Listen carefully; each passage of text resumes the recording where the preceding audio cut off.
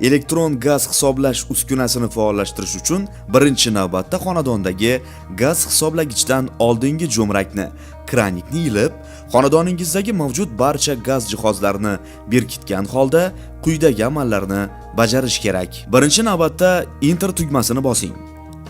Displeyda aloqa menyusi paydo bo'ladi. So'ngra Enter tugmasini bosish orqali ulanish menyusiga kiring va bir necha soniya kuting.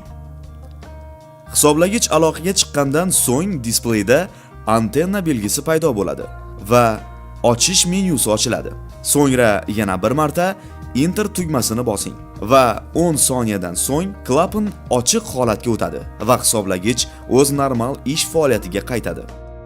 Agarda aloqa muvaffaqiyatli amalga oshgan bo'lsa, lekin qarzdorlik mavjud bo'lsa hamda ma'lumotlarni qayta ishlash markazidan klapanni qayta ochish uchun buyruq yetib kelmagan bo'lsa, displeyda rad javob menyusi paydo bo'ladi. Agarda aloqa paytida qandaydir xatolik yuzaga kelgan bo'lsa, aloqa menyusidan so'ng aloqa yo'q menyusi paydo bo'ladi. Gaz hisoblagich klapani ochilgandan so'ng 20-25 daqiqadan keyin jo'mrakni ochish kerak. Agar ushbu talab amalga oshirilmay gazdan foydalanish boshlab yuborilsa, hisoblagich takroriy ravishda klapanni yopadi va hisoblagich avtomatik bloklanadi.